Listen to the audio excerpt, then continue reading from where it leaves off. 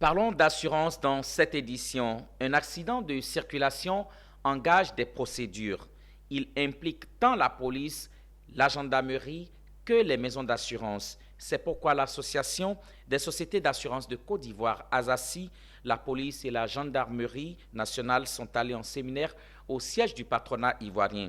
L'objectif est d'harmoniser des points essentiels liés au constat d'accidents sur les voies publiques. Le compte-rendu de Ange Assémian et Marius Siri.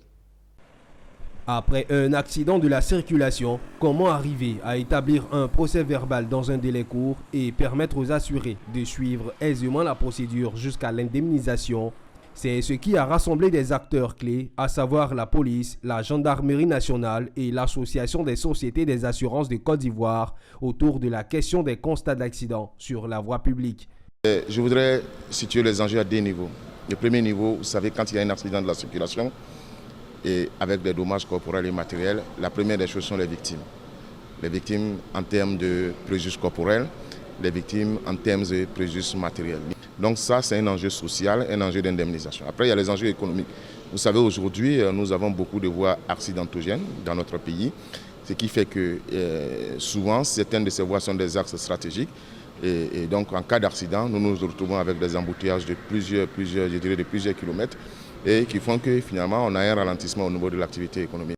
Elle concerne en grande partie les assurés de Côte d'Ivoire qui devront s'attendre à des changements positifs à leur profit grâce au point d'accélération que donnera cette rencontre, entre autres la réduction du délai des procès-verbaux.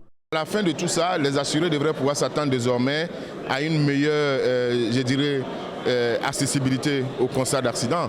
Puisque le constat d'accident, finalement, c'est le premier jalon du processus d'indemnisation des assurés et des victimes d'accidents de la circulation.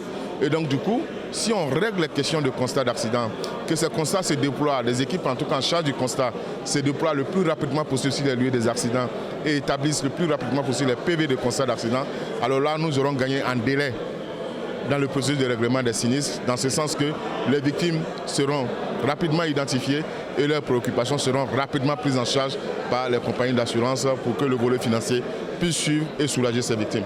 Les ralentissements ou les bouchons sur les voies publiques causés par des accidents de la circulation demandent l'intervention des forces de police. Une conférence qui a donné lieu à des exposés sur l'état des lieux du dispositif actuel pour les constats et rédactions des procès-verbaux. Au sorti de ces présentations, il ressort que des forces de l'ordre travaillant avec sérieux et professionnalisme sont aussi confrontées à des difficultés, d'où cette communication approfondie de ce jour pour améliorer le dispositif actuel. Nous continuons toujours d'améliorer la qualité de nos services. Cependant, on demande aux assureurs de mettre en place le constat amiable qui va venir un tant soit peu soulager le volume de travail de la police nationale. Elle se tiendra sur 2 jours, cette rencontre, avec pour ambition d'apporter une réponse à tous les problèmes liés au constat d'accidents sur la voie publique. Pendant ce temps, la sensibilisation au civisme routier continue.